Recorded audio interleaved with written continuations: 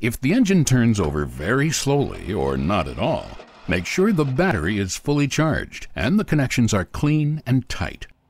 If the key to your tractor was left in the on position after mowing, the battery will slowly discharge. After mowing, remember to always turn your mower to the off position. One of the reasons your tractor might not start is the engine may be flooded. To solve a flooded engine, just wait several minutes.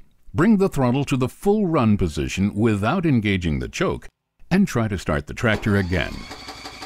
If the engine won't start, check the air filter. Grass and dirt builds up in the filter and clogs the airflow, causing the engine to run poorly. Clean the filter with a small soft brush, but replace it as soon as possible.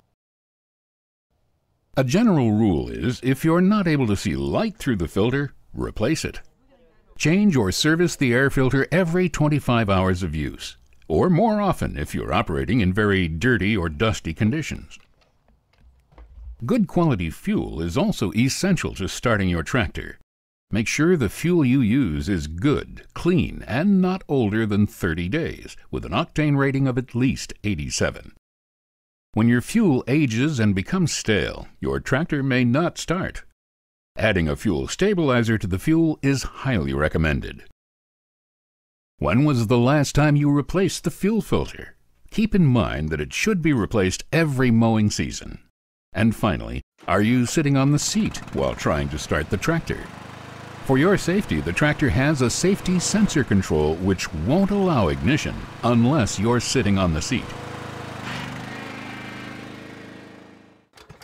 If your tractor is having a problem idling, it may be due to stale fuel. Make sure the fuel is good, clean, and not older than 30 days. The fuel should also have a minimum octane rating of 87.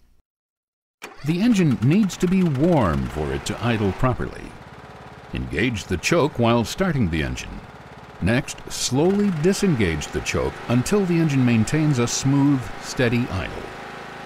In cold weather, it may be necessary to engage the choke for a little longer, or until the engine is sufficiently warmed up.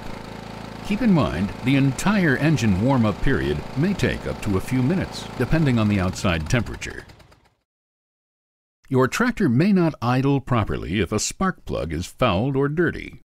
To check the spark plug, remove the hood by first disconnecting the light connection and then gently lifting the hood off its hinge.